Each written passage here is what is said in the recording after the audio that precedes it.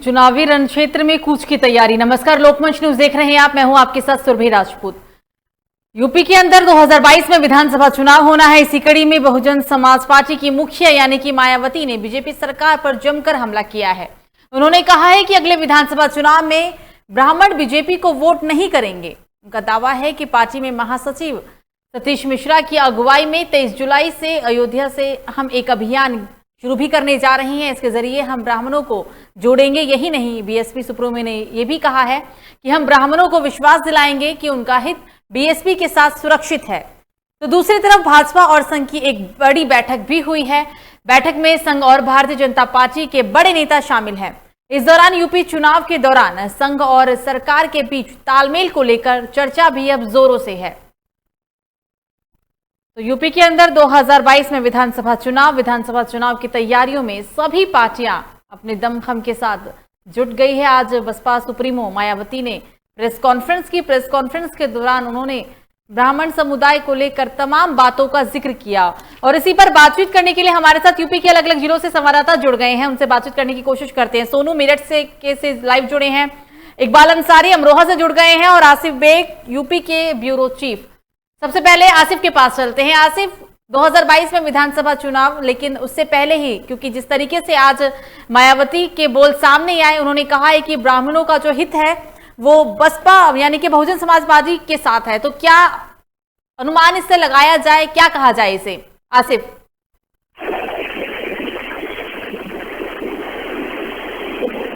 आसिफ, क्या आपको मेरी आवाज आ रही है?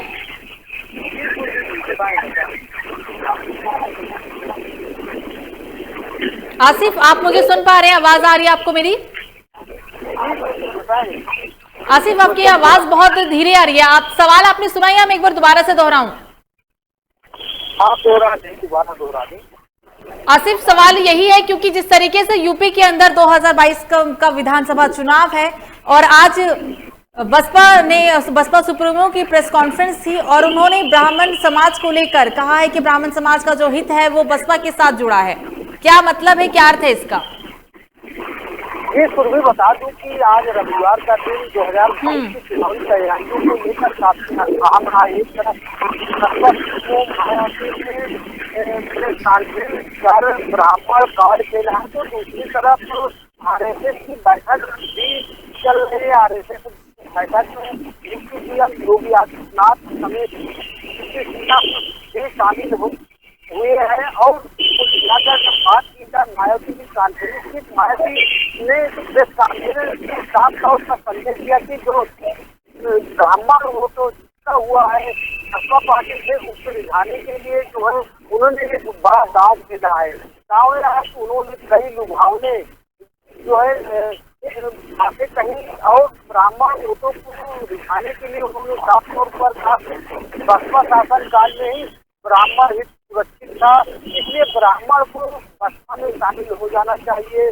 ब्राह्मणों का उपेक्षा हो रही है और ब्राह्मण जो है बीजेपी में काफी नाराज भी दिख रहे हैं। तो कुल मिलाकर जिस तरह से मायावती की आधे घंटे से अधिक समय कार्यक्रम चली, ब्राह्मण देख रहा अलग से विधानसभा चुनाव चले तो मायावती का कार्ड मिला गया था, लेकिन इस बार जो है मायावती ने नामक कार्ड देखते हुए साफ तौर पर संदेश दिया है कि आने वाले समय में ब्राह्मण बसपा में ही सुरक्षित रह सकता है।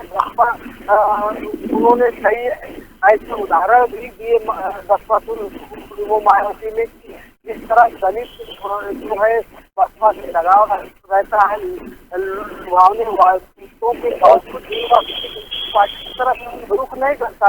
उसी तरफ उन्होंने ब्राह्मणों को भी संदेश दिया है कि वह जो है उनकी पार्टी में जुटे और उनका सम्मान जो है बना रहेगा। और इसके लिए बसपा मायावती की आगे घोषणा की है कि आने वाले समय में ब्राह्मण सम्मेलन किया जाएगा और ब्राह्मणों को पार्टी से जोड़ने के लिए ब्राह्मणों को जो है जागरूक किया जाएगा, उनकी वार्ता की जाएगी और जिम्मेदारी जो ब्राह्मण समाज के नेता है बसपा से जुड़ी हुई है उन्हें जिम्मेदारी भी सौंपी गई है। साथ ही साथ बसपा सुप्रीमो मायावती एक और निशाना साधा है कि इस तरह से किसान परेशान है, किसान की समस्या को लेकर बॉर्डर पर डटे हुए हैं, उसको लेकर भी बड़ा दाव मायावती ने खेला है कि केंद्र पर दबाव बनाया जाए, सभी पर दबाव बनाए। तो इस तरह से उन्होंने भाजपा पर सीधे तौर पर निशाना इसके बाद देश कई निशाना साधा है। इससे कहीं न कहीं लग रहा है कि अब बराबर वोट दिखाने के लिए बसपा अगर 2022 के चुनावी तैयारियों की बात करें तो 2022 को लेकर सपा भी कम बढ़ रही है और ब्राह्मण वोटरों को रुझाने के लिए सपा भी ब्राह्मण कार्ड खेल रही है। दूसरी तरफ कांग्रेस नहीं तो कुल मिलाकर ब्राह्मण समाज जो है हिंदू बन गया है। सभी राजनीतिक दल जो है ब्राह्मणों को अपनी तरफ रुझाने के लिए एड़ी चोटी का जोर लगा दे रहे हैं। बिल्कुल आज इस साथ आपको बता दूं कि कांग्रेस महासचिव प्रियंका गांधी ने भी कई ब्राह्मण नेताओं से मीटिंग किया और उन्होंने अपील किया कि आने वाले समय में कांग्रेस को मजबूती दे, जिससे कांग्रेस की सरकार बन। वही दूसरी तरफ सपा सुप्रीमो अखिलेश यादव भी लगातार ब्राह्मण वोटों को अपने पाले में करने के लिए कई नेताओं को उन्होंने पार्टी में शामिल कराया। अब जो है मायावती का यह बयान ब्राह्मण जो है कहीं भी सुरक्षित नहीं है, तो इसे चुनावी जो है दाव भी कहा जा सकता है कि इस तरह से ब्राह्मणों को दिखाने के लिए सपा सुप्रीमो मायावती लगातार जो है अब नेताओं को संपर्क रख रही है, ब्राह्मण सम्मेलन कराने की बात कह रही है और सीधे तौर पर प्रेस कॉन्फ्रेंस कर इसका खुलासा भी कर दिया। बिल्कुल आसिफ बने रहिए हमारे साथ। अब सीधा चलते हैं सोनू के पास मेरठ। सोनू अभी तक सीधी टक्कर सपा और बीजेपी में थी, लेकिन आज इस तरीके से मायावती ने प्रेस कॉन्फ्रेंस किया और प्रेस कॉन्फ्रेंस के दौरान उन्होंने यूपी विधानसभा चुनाव होने को लेकर तमाम तरह की बातों का जिक्र किया है। अब ब्राह्मण समाज को लुभाने के लिए वो तमाम प्रयासों में जुट गई है, यानी कि अब ये जो पूरा चुनाव है वो त्रिकोण में भी बंटता हुआ दिख रहा है। सोनू देखिए सुरभि, मैं आपको बता दूं, मायावती बसपा पार्टी की सुप्रीमो मायावती अब विधानसभा को लेकर एक नया दाव खेलने जा रही है, क्योंकि उन्होंने ब्राह्मण समाज का समाज सम्मेलन किया। सम्मान सम्मेलन से इन्हें लगता है कि ब्राह्मण सारी वोटें अब ये अपने पक्ष में कर लेंगे, लेकिन ऐसा लगता है कि यूपी में शायद बसपा पार्टी को कोई पसंद करेगा, क्योंकि बसपा यूपी में केवल टक्कर है तो केवल भाजपा और सपा के बीच में होगी। बसपा का कहीं से कहीं तक नाम नहीं है, लेकिन फिर भी मायावती 2007 की विधानसभा वाले टेक्निक अब अपना रही है। दोबारा विधानसभा जीतने के लिए और जी तोड़ मेहनत में जुटी हुई है। ये उन्होंने आज ब्राह्मण समाज का सम्मेलन किया और ब्राह्मण समाज की वोटें इकट्ठी करनी चाहिए। जी सुरभि।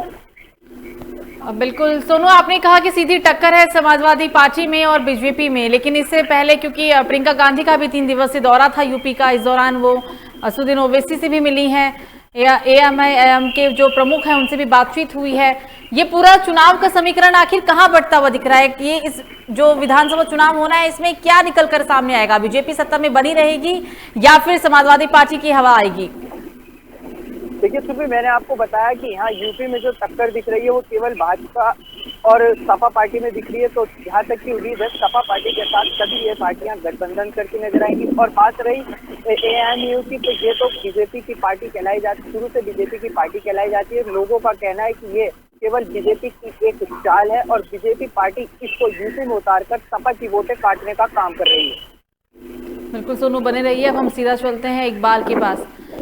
इकबाल, 2022 में विधानसभा चुनाव होना है। आज मायावती ने प्रेस कॉन्फ्रेंस के दौरान लोगों को शायद याद दिला दिया है कि इस बार के विधानसभा चुनाव में बसपा का भी पूरा सहयोग होगा और वो भी चुनाव लड़ेगी, क्योंकि जैसे जो पूरी हवा थी वो समाजवादी पार्टी और बीजेपी की अभी तक थी विधानसभा चुनाव में। तो क्या लगता है, क्या देखने को मिलेगा अब?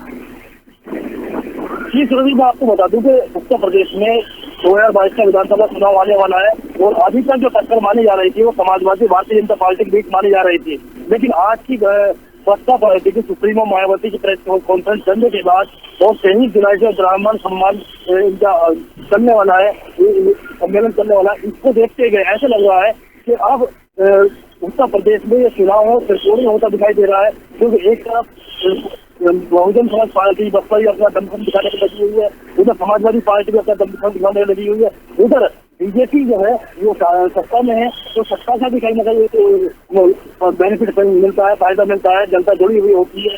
लेकिन ऐसा लगता है कि मुझे बसपा जो अब सम्मान ब्राह्मण सम्मान को जोड़ने का काम कर रही है, तो ये ब्राह्मण सम्मान को समाज से जोड़ने का जो काम किया है बसपा ने, ये 2007 में भी किया गया था और सतीश मिश्रा जी के अगुवाई में ही किया गया था, जिसके बाद काफी ब्राह्मण समाज बहुजन समाज पार्टी के साथ बसपा के साथ जुड़ा था और बसपा पार्टी ने उत्तर प्रदेश में अपनी सरकार बनाई थी। तो ऐसा अनुमान लगाया जा रहा है कि इस बार फिर सतीश मिश्रा जी ने इसका सम्मेलन शुरू किया है, ब्राह्मण को जोड़ना काम शुरू किया है। तो ऐसा लग रहा है कि ब्राह्मण समाज जो है कहीं ना कहीं भाजपा से नाराज भी दिखाई दे रहा है, भाजपा से टूट कर वो बसपा के साथ जुड़ सकता है। और ब्राह्मण समाज को लगता है, सतीश मिश्रा जी के अकॉर्डिंग लगता है कि ब्राह्मण समाज अगर भाजपा से टूटता है तो वो बसपा के साथ उनका भविष्य सुरक्षित रह सकता है। जी सर, बिल्कुल। इकबाल, मायावती हमेशा जो दलित हैं उनके हितों को लेकर बात करा करती थी, हमेशा हित की सोचने वाली, दलित को लेकर बात करने वाली, दलितों के बारे में ही सोचने वाली, अब उनके बोल ब्राह्मण समाज को लेकर सामने आए हैं। शायद यही वजह है कि 23 जुलाई से अब अयोध्या में एक अभियान की शुरुआत करने को लेकर भी घोषणा की गई। क्या मायने हैं इसके? जी मैं आपको बता दूं, देखिए उत्तर प्रदेश में बसपा पार्टी का वर्चस्व काफी डाउन हो गया था, जिसको लेकर के दलित समाज को लेकर के बात चल रही थी। और उत्तर प्रदेश के अंदर मुस्लिम समाज जो बसपा के साथ जुड़ा होता, मुस्लिम समाज भी कहीं ना कहीं बसपा से नाराज दिखाई देता है, नाराज है। और जिस वजह से अब बसपा पार्टी सुप्रीमो ने कॉन्फ्रेंस की और ब्राह्मण समाज को अपने साथ जोड़ने के लिए एक कवायद शुरू की है, एक सम्मेलन शुरू किया है। उनको लगता है कि ब्राह्मण समाज हमारे साथ आ जाएगा तो हम उत्तर प्रदेश में 2022 के विधानसभा चुनाव में बसपा की सरकार बना पाएंगे। इकबाल बने रहिए, सीधा चलते हैं आसिफ के पास। आसिफ, अभी तक जो यूपी के अंदर चुनाव हुआ है, यूपी क्या जिन भी राज्यों में चुनाव हुआ है वो कहीं ना कहीं जाति समीकरण के इर्द गिर्द ही घूमता है, यानी इस बार भी जो मुद्दा होगा वो जाति समीकरण ही होगा और जात पात के इर्द गिर्द ही चुनाव संपन्न हो जाएगा, या फिर रोजगार के मुद्दे भी उठाए जाएंगे, गरीब लोगों के बारे में भी सोचा जाएगा, या फिर सभी पार्टियां ये करने में कोशिश करने में जुटी रहेंगी कि कौन सी जहां पे सबसे ज्यादा उनका मत जाएगा, किस पार्टी को जाएगा और कौन सा समाज ज्यादा हिस्सा देगा? क्या ये इस बार का चुनाव भी इसी समीकरण पर आकर अटकेगा? आसिफ जी बिल्कुल, तो बता दूं कि जिस तरह से बसपा सुप्रीमो मायावती का यह बयान आया है कि ब्राह्मण कहीं सुरक्षित नहीं, तो कहीं न कहीं यह भी कहा जा सकता है कि जातिगत राजनीति करने के लिए बसपा सुप्रीमो मायावती ने यहाँ बयान दिया है कि ब्राह्मण कहीं भी सुरक्षित नहीं हो सकता, चाहे वह सपा हो या फिर बीजेपी हो। तो ऐसे में यही लग रहा है कि आने वाला समय में जो है विकास के मुद्दे जो है कोसों दूर दिखाई देने वाले हैं और जातिगत मुद्दा जो है हावी रह सकता है। आपको याद बता दें कि 2022 चुनाव की अगर बात करें तो 2022 चुनाव के लिए बसपा पार्टी जो है पूरी तरह हाशिए पर आ चुकी है। कई बड़े नेता पार्टी छोड़ चुके हैं। हाल ही में कई विधायक जो है सपा में शामिल हो चुके हैं। तो ऐसे में बसपा जो है बेहद संजोश नजर आ रही है। लेकिन जिस तरह से आज जो है वोट बैंक के खातिर बसपा सुप्रीमो मायावती ने जो बयान दिया है वह कहीं न कहीं अहम है। अगर वही दूसरी तरफ बसपा के दलित वोट बैंक की बात करें तो दलित वोट बैंक भी बसपा से पूरी तरह खिसक चुका है, चाहे वह बीजेपी में जा चुका हो या फिर आजाद समाज पार्टी हो या फिर भीम आदमी जो है अब जो है भारी संख्या में जो है बसपा का वोट बैंक पूरी तरह खिसक गया है। अगर चुनावी आंकड़ों की बात करें तो चुनावी आंकड़ों में भी जो पंचायत चुनाव में पूरी तरह बसपा भी फेल हो चुकी है। अगर सामने की बात करें, आमने सामने की टक्कर की बात करें तो सपा और बीजेपी में कांटे की टक्कर 2022 के चुनाव में होने की उम्मीद भी जताई जा रही है। हालांकि ब्राह्मण वोट के जरिए दलितों को भी एकजुट करने की जो मुहिम बसपा सुप्रीमो चलाने वाली है, ब्राह्मण सम्मेलन करने वाली है, इसका कितना फायदा होगा या तो आने वाला समय ही बताएगा। बहरहाल 5 साल के भीतर बसपा जो है पूरी तरह दलित के मुद्दों को लेकर जाग रही, कहीं भी बसपा ने कोई प्रदर्शन नहीं किया और न ही किसी मुद्दे पर सड़क पर उतरकर प्रदर्शन किया। तो ऐसे में जनता भी सब कुछ जानती है कि कौन सी पार्टी के हित के लिए आगे आएगी, या कौन सी पार्टी उनके जो उम्मीदें हैं जो है खरा उतरेगी। फिलहाल इस तरह से सभी राजनीतिक दलों के बयान आ रहे हैं। सिर्फ साफ तौर पर यही लग रहा है कि आने वाले समय में विकास, शिक्षा और अन्य मुद्दे कायम रहेंगे और साफ तौर पर जातीय मुद्दे से जुड़े मुद्दे जो है हावी रह सकते हैं। इसको जो है आज बसपा सुप्रीमो मायावती ने एक बार फिर हवा दे दी। बिल्कुल आसिफ बने रहिएगा। सीधा चलते हैं अब सोनू के पास, मेरठ।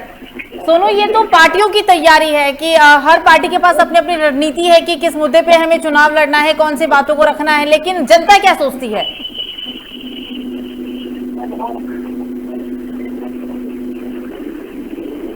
सोनू, आवाज आ रही है आपको मेरी?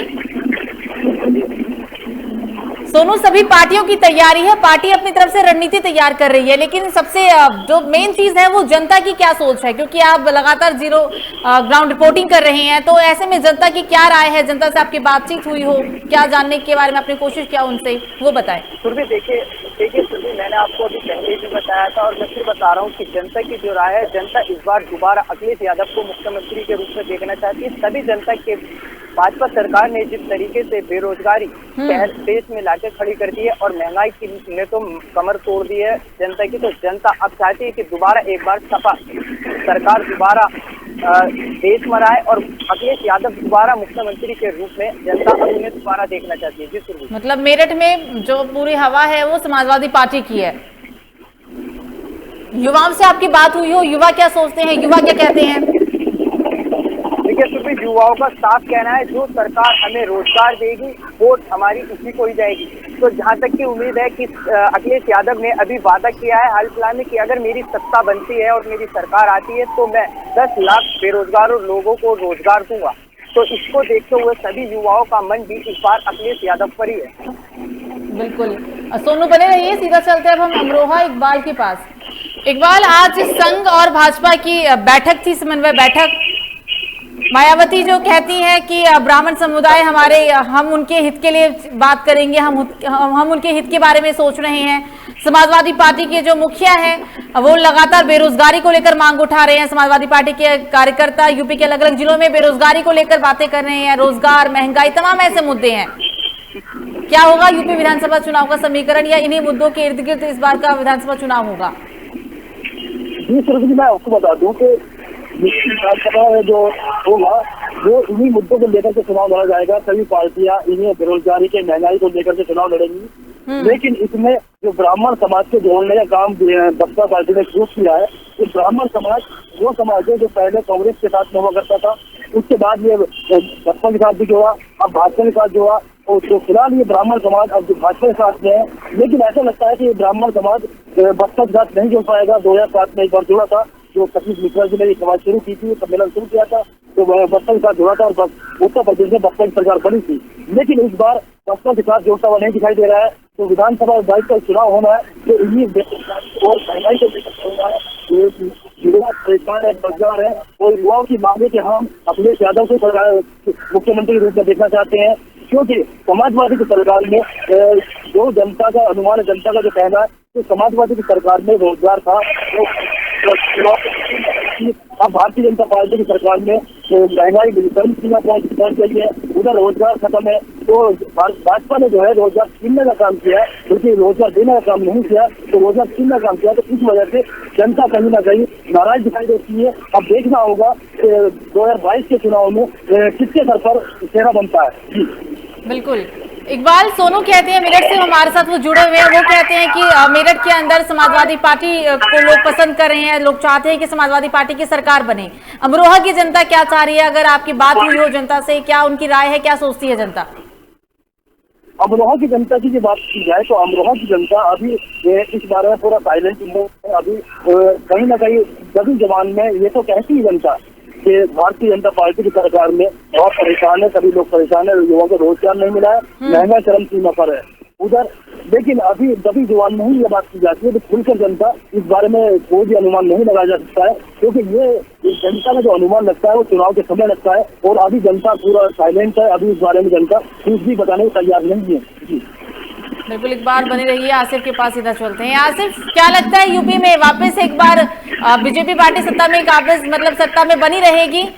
या फिर कोई और पार्टी को यानी समाजवादी पार्टी आ सकती है? जनता की क्या राय, क्या सोचती है जनता? ये बिल्कुल सुनिए, बता दूं कि 2022 का चुनाव काफी दिलचस्प होने वाला है और सभी राजनीतिक दल एक दूसरे के दलों में बेईमानी ये करने में जुट गए हैं, अपने आप को मजबूत करने के लिए।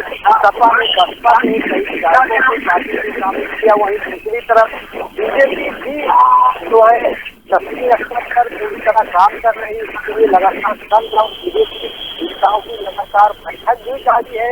आज जो है काफी दिनों कई महीने बाद जो है बसपा सुप्रीमो मायावती ने जो है नामांकन देने की बात कही है। वहीं दूसरी तरफ कांग्रेस महासचिव प्रियंका गांधी ने राजधानी में 3 दिवसीय दौरा कर यूपी का दौरा कर अपना पत्ता भी खोल दिया है और चुनावी बिगुल बजा दिया है। अगर बात करें चुनाव को लेकर जो तैयारियां है, भले ही राजनीतिक दल अलग अलग राजनीतिक दल की जीत का दावा कर रहे हो, लेकिन जो मतदाता है वह काफी जो है उसकी शादी हुई है। जिस तरह से बेरोजगारी, महंगाई और जो तमाम ऐसी बुनियादी समस्याएं हैं जो पार्टी उसी के पाले जो है मतदान करे, चाहे पार्टी चाहे जो भी रहे, चाहे दावे रहे, लंबे समय दावे रहे, लेकिन जनता इन नेताओं के खाते में नहीं आने वाली है। क्योंकि नेता देखकर उसको अच्छा लेते हैं, लेकिन 5 साल तक जनता जो है सड़कों पर मारी फिरती है, चाहे शिक्षा की बात हो या विकास की बात हो या फिर बेरोजगारी के मुद्दे को लेकर कहीं न कहीं जो है आप लोग जो है लगाए हुए हैं कि कौन सी पार्टी उनके हितों की रक्षा करेगी। क्योंकि जिस तरह से सभी राजनीतिक दल जो है जातिगत वोटों की राजनीति कर रहे हैं, इसका असर जनता को देखने को मिलेगा। वही अगर सपा समाजवादी पार्टी की बात करें तो समाजवादी पार्टी भी जातिगत आंकड़ों के आधार पर लोगों की बात करा रही है। सपा में शामिल हुई है और कई मुस्लिम चेहरे भी सपा के साथ शामिल हुए। वही बसपा में जो है कई पार्टी के नेतृत्व, बसपा के नेता के विधायक वह जो पार्टी छोड़कर चले गए, बसपा पूरी तरह खोखली नजर आ रही है। वहीं आमने सामने की लड़ाई की बात करें तो भाजपा और सपा के कांटे के टक्कर होने की उम्मीद जताई जा रही है। हालांकि जिस तरह से सपा सुप्रीमो अखिलेश यादव लगातार मेहनत कर रहे हैं, वोटों को उठा रहे हैं, इससे लग रहा है कि कहीं न कहीं बीजेपी को टक्कर देते, लेकिन जिस तरह से उनके परिवार में सलाह चलिए कि कला शुरू होते ही समाजवादी पार्टी थी, लेकिन अब भी जो है सुभाष चाचा और घर के सदस्य जो है भाजपा को अपना समर्थन दे चुके हैं कहीं न कहीं अंदर जाने से, और वह सपा के पक्ष में जो है प्रचार करने की बात नहीं कर रहे हैं। पिछले दिनों शिवपाल यादव का बयान आया था कि वह इंतजार कर रहे हैं कि कोई उनसे आकर मिले, क्योंकि शिवपाल यादव भी एक सत्तावन नेता माने जाते हैं। कहीं न कहीं जो है सपा की जड़ जो है खोखली होती नजर आ रही है। अगर बात करें बीजेपी की तो बीजेपी भी लगातार कम बढ़ रही है। आसिफ सपा सुप्रीमो पहले ही कह चुके हैं कि अगर बीजेपी पार्टी को हराने के लिए हमें गठबंधन की भी जरूरत पड़े तो हम वो करेंगे, क्योंकि ये तो पहले ही कह दिया गया है कि कुछ भी हो इस बार बीजेपी को नहीं आने देना। जी बिल्कुल, बता दूं सुरजू की जिस तरह से जो है जनता जनार्दन जो है वो अपना जो है अपना नेता चुन ही चुकी है और उसकी भी शादी हुई है और आने वाले इलेक्शन में वह अपना मताधिकार का प्रयोग करेगी। फिलहाल जिस तरह से दोनों के बीच टक्कर है, कहीं न कहीं सपा को भी फायदा मिल सकता है, क्योंकि बसपा में भाजपा की लगातार महंगाई बढ़ती गई, बेरोजगारी का आंकड़ा भी बढ़ गया और इसको लेकर जो है आम लोगों में भी काफी नाराजगी है। लेकिन जो है जिस तरह से बीजेपी दावा कर रही है, कहीं न कहीं वो अपने आप को मजबूत भी देख रही है और सीधे तौर पर सभी राजनीतिक दलों को टक्कर देगी। बिल्कुल आसिफ, आप तीनों का ही हमसे बातचीत करने के लिए बहुत बहुत शुक्रिया। हमारे साथ उत्तर प्रदेश के ब्यूरो चीफ आसिफ जुड़े थे, सोनू थे मेरठ से और इकबाल अंसारी अमरोहा से थे। तो यूपी में 2022 के अंदर विधानसभा चुनाव होना है। विधानसभा चुनाव को लेकर सभी पार्टियों की तैयारी जो है वो पूरी है अपने अपने स्तर पर। लगातार समाजवादी पार्टी बीजेपी को घेरने के लिए हर एक भी मुद्दा हाथ से नहीं गंवाना चाहती। यही वजह है कि शायद बेरोजगारी को लेकर, महंगाई को लेकर समाजवादी पार्टी के कार्यकर्ता यूपी के अलग अलग जिलों में प्रदर्शन कर रहे हैं।